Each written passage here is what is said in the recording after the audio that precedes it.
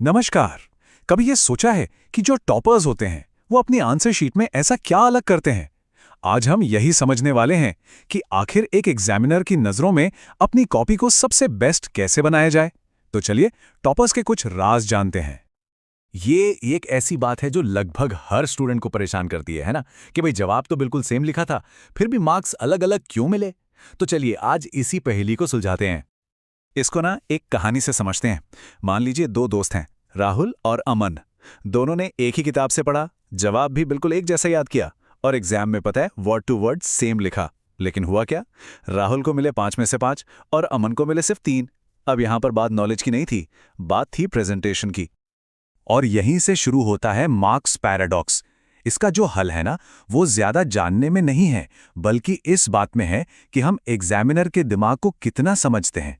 तो चलिए इस पहेली को और करीब से देखते हैं। तो सबसे ज़रूरी बात जो समझनी है वो ये है कि असली फ़र्क नॉलेज का है ही नहीं। सारा का सारा खेल प्रेजेंटेशन का है। एक अच्छी तरह से प्रेजेंट किया गया जवाब हमेशा हमेशा ज़्यादा मार्क्स दिलाता है। तो फिर सवाल ये है कि ज़्यादा मार्क्स लाने का सीक्रेट क्या है? जवाब बहुत सिंपल है, एग्जामिनर के दिमाग को समझना। अगर हम बस ये जान लेना कि वो क्या सोचते हैं, तो यकीन मानिए कोई भी अपनी कॉपी को एक टॉपर कॉपी में बदल सकता है।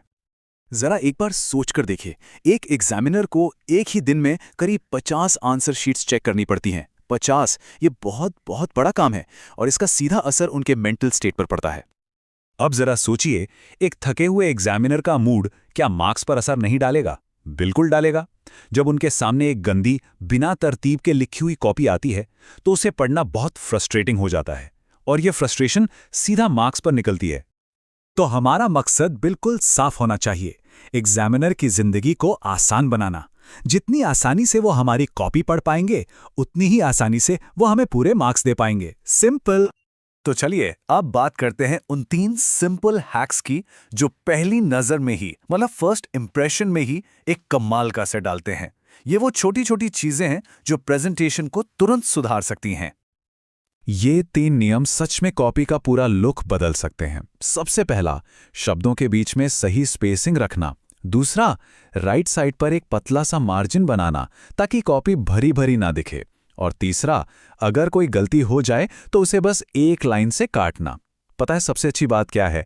हैंडराइटिंग भले ही एवरेज हो, ये छोटी छोटी आदतें बहुत बड़ा फर्क ला सकती हैं।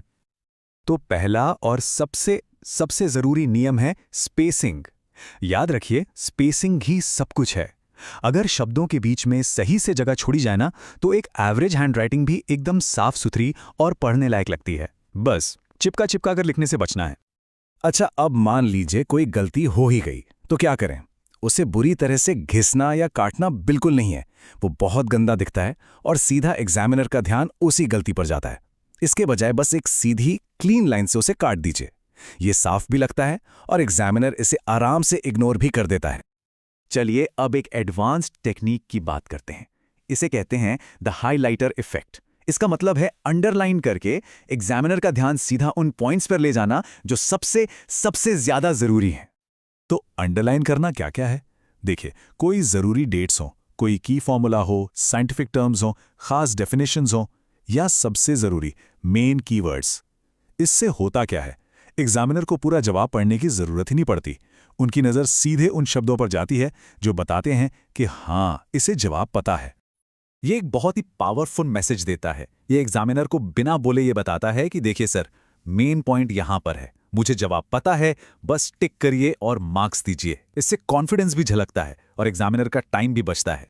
तो आखिर में इन सभी टेक्निक्स के पीछे की मेन सोच क्या है? ये है टॉपर्स की सोच। एक ऐसा माइंडसेट जो प्रेजेंटेशन की असली कीमत को समझता है। हमेशा याद रखिए, एग्जाम चाहे बोर्ड का हो या यूनिवर्सिटी का, एक बात हमेशा सच रहती है, जो दिखता है वो बिकता है। आपकी प्रेजेंटेशन ही आपके नॉलेज को बेचने का तरीका है। ये विश्लेषण आपके लिए लाया था ब्रेन बूस्टर एकेडमी। प्रेजेंटेशन की बात तो हो गई, लेकिन एक अच्छे जवाब का स्ट्रक्चर कैसा होना चाहिए, ये हम जानेंगे अपने अगले विश्लेषण में। और जाते जाते एक सवाल, आज जो भी प्रेजेंटेशन हैक सीखे हैं, उनमें से वो कौन सा पहला हैक है जिसे आज से ही प्रैक्टिस करना शुरू करेंगे? इस पर सोचिएगा जरूर।